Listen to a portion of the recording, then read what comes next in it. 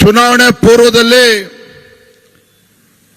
ಕಾಂಗ್ರೆಸ್ ಪಕ್ಷ ಸಿದ್ದರಾಮಯ್ಯನವರ ಆದಿಯಾಗಿ ಕಾಂಗ್ರೆಸ್ ಪಕ್ಷದ ಎಲ್ಲ ಮುಖಂಡರುಗಳು ಅನೇಕ ಭರವಸೆಗಳನ್ನು ಕೊಟ್ಟಿದ್ರು. ಚುನಾವಣೆ ಪೂರ್ವದಲ್ಲಿ ಯಾವ ರೀತಿ ಭರವಸೆಗಳನ್ನು ಕೊಟ್ಟಿದ್ರು ಅಂತ ಹೇಳಿದ್ರೆ, ನಾವು ಅನ್ಕೊಂಡಿದ್ದು ಏನು ರಾಮರಾಜ್ಯನೇ ನಿರ್ಮಾಣ ಮಾಡ್ತಾರೆ ಆ ರೀತಿ ಭರವಸೆಗಳನ್ನು ನೀಡಿದ್ರು. ಆದ್ರೆ ಚುನಾವಣೆ ಮುಗಿದು ಅಧಿಕಾರಕ್ಕೆ ಬಂದ ನಂತರದಲ್ಲಿ ಅದು ಯಾಕೋ ಏನೋ ಸಿದ್ದರಾಮಯ್ಯನವರಿಗೆ ಮುಖ್ಯಮಂತ್ರಿ ಕುರ್ಚಿ ಕೂತ ಮೇಲೆ ಅದು ಏನಾಗ್ತಾ ಇದೆಯೋ ನನಗಂತೂ ಅರ್ಥ ಆಗ್ತಾ ಇಲ್ಲ. ಸಿದ್ದರಾಮಯ್ಯನವರಿಗೆ ಮುಖ್ಯಮಂತ್ರಿಗಳ ಕುರ್ಚಿ ಮೇಲೆ ಕೂತ ಮೇಲೆ ಅವ್ರು ಏನೇನೋ ಭರವಸೆಗಳನ್ನ ನೀಡಿದ್ರು ಅವೆಲ್ಲವೂ ಕೂಡ ಸಂಪೂರ್ಣವಾಗಿ ಮರ್ತೋಗಿದೆ. ನಾವು ಲೋಕಸಭಾ ಚುನಾವಣೆ ಸಂದರ್ಭದಲ್ಲಿ ನಾವೇ ಆತಂಕ ಆಗಿದ್ವಿ. ಏನಪ್ಪ ಇಷ್ಟೊಂದು ಗ್ಯಾರಂಟಿಗಳ ಬಗ್ಗೆ ಚರ್ಚೆ ಆಗ್ತಾ ಇದೆ, ಪ್ರಚಾರ ಕೊಡ್ತಾ ಇದ್ದಾರೆ ಕಾಂಗ್ರೆಸ್ನವರು, ಹೇಗಪ್ಪ ಚುನಾವಣೆ ಎದುರಿಸೋದು ಅಂತೇಳಿ ನಾವು ಕೂಡ ಆತಂಕಕ್ಕೀಡಾಗಿದ್ದು ನಿಜ. ಅದು ನಮ್ಮ ಗ್ರಾಚಾರಕ್ಕೆ ಆ ಗ್ಯಾರಂಟಿಗಳು ಹಣ ಯಾವಾಗ ತಲುಪಿಸಿದ್ರು ಅಂತ ಹೇಳಿ ಬೂತಿಗೂ ಓಟ್ ಹಾಕಬೇಕು 2 ದಿನ 3 ದಿನ ಮುಂಚಿತವಾಗಿ ಗ್ಯಾರಂಟಿಗಳ ಹಣವನ್ನ ಪ್ರತಿಯೊಬ್ಬರ ಅಕೌಂಟ್ಗೆ ರಿಲೀಸ್ ಮಾಡತಕ್ಕಂತ ಕೆಲಸ ಕಾಂಗ್ರೆಸ್ನವ್ರು ಮಾಡಿದ್ರು. ನಾವು ಒಂದ್ ಕಡೆ ಟೀಕೆನೂ ಕೂಡ ಮಾಡಂಗಿಲ್ಲ, ಒಪ್ಕೊಳ್ತೇನೆ ನಾನು. ಆದ್ರೆ ದುಃಖ ಆಗಿದ್ದು ಎಲ್ಲ ಒಂದ್ ಕಡೆ ಕಾಂಗ್ರೆಸ್ನವರು, ರಾಜ್ಯದ ಮುಖ್ಯಮಂತ್ರಿಗಳು ಸಿದ್ದರಾಮಯ್ಯನವರು ಒಂದ್ ರೀತಿ ಭಿಕ್ಷೆ ರೀತಿ ನೋಡ್ತಾ ಇದ್ದಾರೆ, ರಾಜ್ಯದ ಜನರು ಭಿಕ್ಷುಕರ ರೀತಿ ನೋಡ್ತಾ ಇದ್ದಾರೆ. ಒಂದ್ ಕಡೆ ಹೇಳ್ತಾರೆ ಮಹಿಳೆಯರಿಗೆ ಸರ್ಕಾರಿ ಬಸ್ಗಳೆಲ್ಲ ಉಚಿತ ಪ್ರಯಾಣ, ಪುಕ್ಕಟೆ ಪ್ರಯಾಣ. ತಾವು ದೊಡ್ಡ ಸಂಖ್ಯೆಯಲ್ಲಿ ನಮ್ಮ ತಾಯಂದ್ರು ಕೂತಿದ್ದಾರೆ. ನಮ್ಮ ಅತ್ತೆ ಮಾಡೋರು ಶ್ರೀಮತಿನೂ ಕೂಡ ಮುಂದಿನ ಸಾಲಲ್ಲಿ ಬಿಸಿಲಲ್ಲಿ ಕೂತಿದ್ದಾರೆ, ಈಗ ಸ್ವಲ್ಪ ನೆರಳು ಬಂದಿದೆ. ಆದ್ರೆ ಒಂದ್ ಹೇಳ್ತಾನೆ, ಮಹಿಳೆಯರಿಗೆ ಉಚಿತ ಬಸ್ ಪ್ರಯಾಣ ಅಂತೇಳಿ ಘೋಷಣೆ ಮಾಡಿದಂತ ಸರ್ಕಾರ ಇವತ್ತು ಗ್ರಾಮೀಣ ಭಾಗದಲ್ಲಿ ಸಾವಿರಾರು ಬಸ್ಗಳು ಓಡಾಡ್ತಾ ಇಲ್ಲ. ಇವತ್ತು ರಾಜ್ಯದಲ್ಲಿ ಸಾವಿರಾರು ಬಸ್ಗಳು ನಿಲ್ಲಿಸಿಕೊಂಡಿದ್ದಾರೆ. ಅದರ ಪರಿಣಾಮ ಗ್ರಾಮೀಣ ಭಾಗದಲ್ಲಿ ನಮ್ಮ ಶಾಲಾ ಕಾಲೇಜಿಗೆ ಹೋಗ್ತಕ್ಕಂಥ ನಮ್ಮ ರೈತರ ಮಕ್ಕಳು, ಬಡವರ ಮಕ್ಕಳಿಗಂತೂ ಬಸ್ಸಿನ ವ್ಯವಸ್ಥೆ ಇಲ್ಲ, ಸರ್ಕಾರಿ ಬಸ್ಗಳು ಓಡಾಡ್ತಾ ಇಲ್ಲ. ಇವತ್ತು ಎಲ್ಲಿಗೆ ಬಂದ್ಬಿಟ್ಟಿದೆ ಕೆಎಸ್ಆರ್ಟಿಸಿ ಪರಿಸ್ಥಿತಿ ಅಂತ ಹೇಳಿದ್ರೆ, 6,500 ಕೋಟಿ ರೂಪಾಯಿ ರಾಜ್ಯ ಸರ್ಕಾರ ಕೆಎಸ್ಆರ್ಟಿಸಿಗೆ ಹಣ ಕೊಡಬೇಕಾಗಿದೆ, ಎಲ್ಲವೂ ಕೂಡ ಉಳಿಸ್ಕೊಂಡಿದ್ದಾರೆ ಹಾಗೇನೆ. ಯಾಕೆ? ಸರ್ಕಾರಕ್ಕೆ ದುಡ್ಡು ಕೊಡೋದಕ್ಕಾಗ್ತಾ ಇಲ್ಲ. ಮತ್ತೊಂದು ಕಡೆ ಪರ್ ಯೂನಿಟ್ ಒಂದು ಯೂನಿಟ್ಗೆ 36 ಪೈಸೆ ಜಾಸ್ತಿ ಮಾಡಿದ್ದಾರೆ. ಪರಿಣಾಮ ಏನು? ನಾವು ಉಚಿತ ಅಂತ ಹೇಳ್ತಾರಲ್ಲ ಇಲ್ಲಿ ಕಾಂಗ್ರೆಸ್ನವರು, ಇದರ ಪರಿಣಾಮ ಏನಂತ ಹೇಳಿದ್ರೆ ಒಂದು ಉದಾಹರಣೆ ಕೊಡ್ತೇನೆ. ಮೊನ್ನೆ ಶ್ರೀರಾಮುಲು ಅವರು ಹೇಳ್ತಾ ಇದ್ರು, ಪ್ರಿಯಾಂಕಾ ಖರ್ಗೆ ಅವರು ಗುಲ್ಬರ್ಗಾದಲ್ಲಿ ಯುವಕರಿಗೆ ನೌಕರಿ ಕೊಡ್ತೇವೆ ಅಂತ ಹೇಳಿ 4 ಕೋಟಿ ರೂಪಾಯಿ ಖರ್ಚು ಮಾಡಿ, 4 ಕೋಟಿ ರೂಪಾಯಿ ಖರ್ಚು ಮಾಡಿ, ಅವ್ರ ದುಡ್ಡಲ್ಲ, ತಪ್ಪು ತಿಳ್ಕೊಬೇಡಿ ಮಾಧ್ಯಮದವರು, ಸರ್ಕಾರಿ ದುಡ್ಡು, 4 ಕೋಟಿ ಖರ್ಚು ಮಾಡಿ 1 ಲಕ್ಷ ಯುವಕರಿಗೆ ಉದ್ಯೋಗ ಕೊಡ್ತೀನಿ ಅಂತೇಳಿ ಕೊಟ್ಟಿದ್ದೆಷ್ಟು? 1200 ಉದ್ಯೋಗಗಳನ್ನ ಖಾಸಗಿದಲ್ಲಿ ನೀಡಿದ್ದಾರೆ. 1200 ಯುವಕರಿಗೆ ನೌಕರಿ ಕೊಡೋದಕ್ಕೆ 4 ಕೋಟಿ ರೂಪಾಯಿ ಖರ್ಚು ಮಾಡಿದ್ದಾರೆ. ಇದು ಈ ರಾಜ್ಯ ಸರ್ಕಾರದ ಕಾರ್ಯವೈಖರಿ.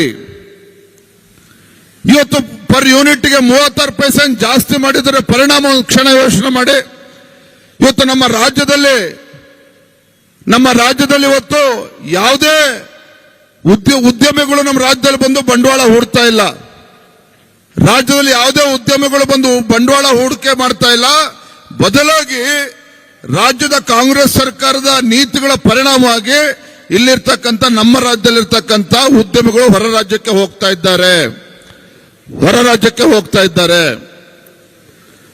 ಇವತ್ತು ಪರ್ ಯೂನಿಟ್ಗೆ ವಿದ್ಯುತ್ ದರ ಜಾಸ್ತಿ ಮಾಡಿದ್ರು, ಮತ್ತೊಂದು ಕಡೆ ಪೆಟ್ರೋಲ್ ಡೀಸೆಲ್ ರೇಟ್ ಜಾಸ್ತಿ ಮಾಡಿದ್ರು, ಡೀಸೆಲ್ ಮೇಲೆ 5,6 ರೂಪಾಯಿ ಜಾಸ್ತಿ ಮಾಡಿದ್ರು ಸಿದ್ದರಾಮಯ್ಯನವರು.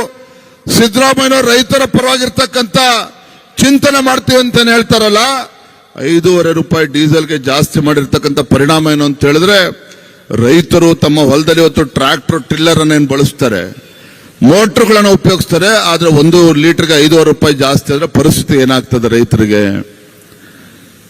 ಇವತ್ತು ಉಚಿತ ಅಂತೇಳಿ ಸಿದ್ದರಾಮಯ್ಯನವರು ಬೊಬ್ಬೆ ಹೊಡಿತಾರಲ್ಲ, ಇವರೆಲ್ಲ ಯೋಜನೆಗಳನ್ನು ಒಂದು ಕ್ಷಣ ಯೋಚನೆ ಮಾಡಿ ಮನೇಲಿ ಕೂತ್ಕೊಂಡು, ಇವರೆಲ್ಲ ಯೋಜನೆಗಳು ಒಂದು ಕೈಲಿ ಕೊಡ್ತಕ್ಕಂಥದ್ದು, ಮತ್ತೊಂದು ಕೈಲಿ ಕಿತ್ಕೊಳ್ತಕ್ಕಂಥ ಯೋಜನೆನ ಅವ್ರು ಕೊಟ್ಟಿರ್ತಕ್ಕಂಥದ್ದು. 2,000 ರೂಪಾಯಿ ಕೊಟ್ರೆ ಇವತ್ತು 25,000 ರೂಪಾಯಿ ಕಿತ್ಕೊಳ್ತಕ್ಕಂಥ ಕೆಲಸ ಸಿದ್ದರಾಮಯ್ಯ ಸರ್ಕಾರ ಮಾಡ್ತಾ ಇದೆ. ಬಿಜೆಪಿ ಕೊಡ್ತಕ್ಕಂಥ ಎಲ್ಲ ಯೋಜನೆಗಳನ್ನು ಕೂಡ ನಿಲ್ಲಿಸಿದ್ದಾರೆ. ಪ್ರಧಾನಮಂತ್ರಿ ಕಿಸಾನ್ ಸಮ್ಮಾನ್ ಯೋಜನೆ ಯಡಿಯೂರಪ್ಪನವರು 4,000 ರೂಪಾಯಿ ಕೊಡ್ತಾ ಇದ್ರು, ಅದನ್ನ ನಿಲ್ಲಿಸಿದ್ರು. ರೈತ ವಿದ್ಯಾನಿಧಿ ಕೊಟ್ಟರು, ಬೊಮ್ಮಾಯಿಯವರು ಅದನ್ನ ನಿಲ್ಲಿಸಿದ್ರು. ಈ ರೀತಿ ಹಿಂದಿನ ಭಾಗ್ಯಲಕ್ಷ್ಮಿ ಯೋಜನೆಗೂ ಕೂಡ ಕಲ್ಲಾಕಕ್ಕೆ ಹೊರಟಿದ್ರು. ಅಷ್ಟೇ ಅಲ್ಲ, ಈ ರೈತರಿಗೆ ಅನುಕೂಲ ಆಗಲಿ ಅಂತೇಳಿ, ಗ್ರಾಮೀಣ ಭಾಗದಲ್ಲಿರ್ತಕ್ಕಂಥ ಬಡವರಿಗೆ ಅನುಕೂಲ ಆಗಲಿ ಅಂತೇಳಿ ಯಡಿಯೂರಪ್ಪನವರು ಬಿಜೆಪಿ ಸರ್ಕಾರ ಇದ್ದಾಗ ಹೈನುಗಾರಿಕೆಗೆ ಪ್ರೋತ್ಸಾಹ ಧನವನ್ನು ಕೊಟ್ಟರು. ಇವತ್ತು 850 ಕೋಟಿ ರೂಪಾಯಿ ಹಾಗೆ ಉಳಿಸ್ಕೊಂಡಿದ್ದಾರೆ. ಇಂಥ ಸರ್ಕಾರ ಇವತ್ತು ರಾಜ್ಯದಲ್ಲಿ ಇರ್ತಕ್ಕಂಥದ್ದು. ರವಿಕುಮಾರ್ ಹೇಳಿದ್ರು 25,000 ಇತ್ತು ಟ್ರಾನ್ಸ್ಫಾರ್ಮರ್ ಹಾಕೋಬೇಕು ಅಂತೇಳಿ ರೈತರ ಲೀಟರ್ಗೆ. ಅದರ ಪರಿಣಾಮ ಪಾಪ ಬಡವರೇನಿದ್ದಾರೆ ಇವತ್ತು ಪೌಷ್ಟಿಕ ಆಹಾರ ಮಕ್ಕಳಿಗೆ ಒಳ್ಳೆ ಹಾಲು ಕೊಡಬೇಕು ಅಂತ ಹೇಳಿದ್ರು ಕೂಡ ಇವತ್ತು 1 ಲೀಟರ್ಗೆ 9 ರೂಪಾಯಿ ಜಾಸ್ತಿ ಮಾಡಿದ್ದಾರೆ. ಅದರ ಲಾಭ ಇವತ್ತು ಸಂಪೂರ್ಣವಾಗಿ ರೈತರಿಗೂ ಕೂಡ ಸಿಗ್ತಾ ಇಲ್ಲ. ಇದು ರಾಜ್ಯದ ಪರಿಸ್ಥಿತಿ. ಇವತ್ತಿನ ಗುಲ್ಬರ್ಗ ಬಗ್ಗೆ ನಾನು ಬೇರೆ ಏನು ವಿಚಾರ ಮಾತನಾಡೋದಿಲ್ಲ. ಎಲ್ಲರೂ ಕೂಡ ಮಾತನಾಡಿದ್ದಾರೆ. ಸ್ಯಾಂಡ್ ಮಾಫಿಯಾ ಯಾವ ರೀತಿ ನಡೀತಾ ಇದೆ, ಯಾವ ರೀತಿ ಸಾವಿರಾರು ಕೋಟಿ ಲೂಟಿ ಆಗ್ತದೆ, ಎಲ್ಲವೂ ಕೂಡ ಹೇಳಿದ್ದಾರೆ. ಆದ್ರೆ ಇಲ್ಲಿರ್ತಕ್ಕಂಥ ಪರಿಸ್ಥಿತಿ ಏನು ಅಂತ ಹೇಳಿದ್ರೆ, ಶ್ರೀರಾಮುಲಣ್ಣ ನೀವು ಯಾರು ಕೂಡ ನೆನ್ಪು ಮಾಡ್ಕೊಳ್ಳಿಲ್ಲ. ಇಲ್ಲಿ ಆತ್ಮಹತ್ಯೆ ಮಾಡ್ಕೊಳ್ಳಿ, ಇಲ್ಲಿರ್ತಕ್ಕಂಥ ರಾಜಕೀಯ ಪುಡಾರಿಗಳ ದಬ್ಬಾಳಿಕೆಯಿಂದ ಆತ್ಮಹತ್ಯೆ ಮಾಡಿಕೊಂಡ್ರೆ, ಯಾರಿಗಾರು ಅನ್ಯಾಯ ಆಗಿ ಅಧಿಕಾರಿಗಳು ಆತ್ಮಹತ್ಯೆ ಮಾಡಿಕೊಂಡ್ರೆ, ಇನ್ಯಾರು ಆತ್ಮಹತ್ಯೆ ಮಾಡ್ಕೊಂಡ್ರೆ ಒಂದು ರೇಟೇ ಫಿಕ್ಸ್ ಮಾಡಿಬಿಟ್ಟಿದ್ರೆ 10 ಲಕ್ಷ ರೂಪಾಯಿ. 10 ಲಕ್ಷ ರೂಪಾಯಿ ಅಂದ್ರೆ ಒಂದು ಜೀವದ ಬೆಲೆ 10 ಲಕ್ಷ ರೂಪಾಯಿಗೆ ಇಳಿಸಿದ್ದಾರೆ ಇಲ್ಲಿರ್ತಕ್ಕಂಥ ಮೂರ್ಖ ರಾಜಕಾರಣಿಗಳು. ಏನಿದ್ದಾರೆ, ಒಂದು ಜೀವಕ್ಕೆ 10 ಲಕ್ಷ ರೂಪಾಯಿ ಬೆಲೆ ಕಟ್ತಕ್ಕಂಥ ಕೆಲಸ ಮಾಡಿದ್ದಾರೆ. ಇಂಥ ನಿಚ್ಚ ರಾಜಕಾರಣಿಗಳು, ಇಂಥ ನೀಚಗೆಟ್ಟಂತ ರಾಜಕಾರಣಿಗಳು ಈ ಭಾಗದಲ್ಲಿ ರಾಜಕಾರಣ ಮಾಡಬೇಕು. ಒಂದು ಕ್ಷಣ ತಾವು ಯೋಚನೆ ಮಾಡಬೇಕು. ಸಚಿನ್ ಪಾಂಚಾಳ್ ಪರಿಸ್ಥಿತಿ ಏನಾಯ್ತು ಅಂದ್ರೆ, ಎಲ್ಲೋ ಒಂದ್ ಕಡೆ ಕಲ್ಯಾಣ ಕರ್ನಾಟಕದ ಸಮಗ್ರ ಅಭಿವೃದ್ಧಿ ಮಾಡ್ತೇವೆ ಅಂತ ಹೇಳಿ ಮೊನ್ನೆ ಫುಲ್ ಪೇಜ್ ಅಡ್ವರ್ಟೈಸ್ಮೆಂಟ್. ನಾನೇನೋ 5,000 ಕೋಟಿನೋ 10,000 ಕೋಟಿನೋ ಕೊಟ್ಟಾರೆ ಅಂದ್ರೆ ನಾಚಿಕೆ ಆಗ್ಬೇಕಿತ್ತು ಕಾಂಗ್ರೆಸ್ ಸರ್ಕಾರಕ್ಕೆ. 250 ಕೋಟಿ ರೂಪಾಯಿ ಕೊಟ್ಟು ಫುಲ್ ಪೇಜ್ ಅಡ್ವರ್ಟೈಸ್ಮೆಂಟ್. ಅದು ಫುಲ್ ಪೇಜ್ ಅಡ್ವರ್ಟೈಸ್ಮೆಂಟ್. ಇವತ್ತು ಹಿಂದೆ ಯಡಿಯೂರಪ್ಪನವರು ಬಿಜೆಪಿ ಸರ್ಕಾರ ಇದ್ದಾಗ ಗುಲ್ಬರ್ಗ ಈ ಭಾಗದ ಅಭಿವೃದ್ಧಿಗೆ ಕೊಟ್ಟಿರ್ತಕ್ಕಂಥ ಹಣ ಎಷ್ಟು ಸಾವಿರ ಕೋಟಿ ಕೊಟ್ಟಿದ್ದಾರೆ. ಇವತ್ತು ಸಿದ್ದರಾಮಯ್ಯ ಸರ್ಕಾರ ಬಂದ್ಮೇಲೆ 2,000 ಕೋಟಿ ಕೊಟ್ಟಿದ್ದಾರೆ. ಬಹಿರಂಗಕ್ಕೆ ಚರ್ಚೆ ಬರಲಿ ನೋಡೋಣ, ಮುಖ್ಯಮಂತ್ರಿಗಳಾಗ್ಲಿ ಪ್ರಿಯಾಂಕಾ ಖರ್ಗೆ ಅವರಾಗ್ಲಿ. ಇವ್ರಿಗೆ ಯಾರಿಗೂ ಕೂಡ ತಾಕತ್ತಿಲ್ಲ. ಬಾಬಾ ಸಾಹೇಬ್ ಅಂಬೇಡ್ಕರ್ ಅವರ ಹೆಸರು ಹೇಳಿಕೊಂಡು ಇವತ್ತು ದಲಿತರ ವೋಟ್ ಬ್ಯಾಂಕ್ ಆಗಿ ಮಾಡ್ಕೊಂಡು ಇವತ್ತು ದುರುಪಯೋಗ ಮಾಡ್ಕೊಳ್ತಿದ್ದಾರೆ ವಿನಃ ಇವರಿಂದ ಯಾವುದೇ ರೀತಿ ಅಭಿವೃದ್ಧಿ ಕೆಲಸ ಕಾರ್ಯಗಳು ಮಾಡೋದಕ್ಕೆ ಸಾಧ್ಯ ಇಲ್ಲ.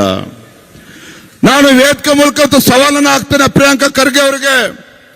ಎಲ್ಲೋಗಿತ್ತು ನಿಮ್ಮ ದಲಿತ ಪರವಾಗಿರ್ತಕ್ಕಂಥ ಕಾಳಜಿ? ಯಾವ ಬೆಂಗಳೂರು ಮಹಾನಗರದಲ್ಲಿ ಹಿಂದಿನ ನಿಮ್ಮ ಸರ್ಕಾರ ಇದ್ದಾಗ ಒಬ್ಬ ದಲಿತ ಶಾಸಕ ಅಖಂಡ ಶ್ರೀನಿವಾಸ ಮೂರ್ತಿ ಅವರ ಮನೆಗೆ ದೇಶದ್ರೋಹಿಗಳು ನುಗ್ಗಿ ಬೆಂಕಿ ಹಚ್ಚಿದ್ರಲ್ಲ, ಯಾವಾಗ ಎಲ್ಲೋಗಿತ್ತು ನಿಮ್ಮ ದಲಿತ ಪರವಾಗಿರ್ತಕ್ಕಂಥ ಕಾಳಜಿ? ಎಲ್ಲೋಗಿತ್ತು ನಿಮ್ಮ ದಲಿತ ಪರವಾಗಿರ್ತಕ್ಕಂಥ ಕಾಳಜಿ? ಇಲ್ಲಿರ್ತಕ್ಕಂಥ ಒಬ್ಬ ದಲಿತ ಅಧಿಕಾರಿಗಳು ಆತ್ಮಹತ್ಯೆ ಮಾಡಿಕೊಂಡ್ರಲ್ಲ, ಎಲ್ಲೋಗಿತ್ತು ನಿಮ್ಮ ದಲಿತ ಪರವಾಗಿರ್ತಕ್ಕಂಥ ಕಾಳಜಿ? ಕೇವಲ ಮೊಸಳೆ ಕಣ್ಣೀರನ್ನು ಸುರಿಸ್ತಕ್ಕಂಥ ಕೆಲಸ ಮಾಡ್ತಾರಲ್ಲ ಈ ಭಾಗದವರು. ಇವತ್ತು ಪ್ರಿಯಾಂಕಾ ಖರ್ಗೆ ಅವರಾಗ್ಲಿ, ಇಲ್ಲಿರ್ತಕ್ಕಂಥ ರಾಜಕಾರಣಿಗಳಾಗ್ಲಿ, ಯಾರಿಗೂ ಕೂಡ ಇವತ್ತು ಎದೆಗಾರಿಕೆ ಎಲ್ಲ ಬರೇ ಇಲ್ಲಿ ಕುತ್ಕೊಂಡು ತಮಾಷೆ ನೋಡ್ತಾ ಇದ್ದಾರೆ ಅಷ್ಟೇನೆ. ನನ್ನ ಸಿದ್ದರಾಮಯ್ಯನವರು ಮಾತನ್ನು ಹೇಳಿದ್ದಾರೆ, ಅವರ ಅಧಿಕಾರದ ಅವಧಿಯಲ್ಲಿ ಹೊಸ ಅನುಭವ ಮಂಟಪವನ್ನು ನಿರ್ಮಾಣ ಮಾಡ್ತೇನೆ ಅಂತೇಳಿ ನಮ್ಮ ಮುಖ್ಯಮಂತ್ರಿಗಳು, ರಾಜ್ಯದ ಮುಖ್ಯಮಂತ್ರಿಗಳು ಹೇಳಿದ್ದಾರೆ. ಬಹುಶಃ ಕರ್ನಾಟಕ ರಾಜ್ಯದಲ್ಲಿ ಆ ಮುಖ್ಯಮಂತ್ರಿ ಸ್ಥಾನದ ಗೌರವನ ಕಳೆದಿರ್ತಕ್ಕಂಥ ಮುಖ್ಯಮಂತ್ರಿಗಳು ಯಾರು ಇದ್ರೆ ಸಿದ್ದರಾಮಯ್ಯನವರು.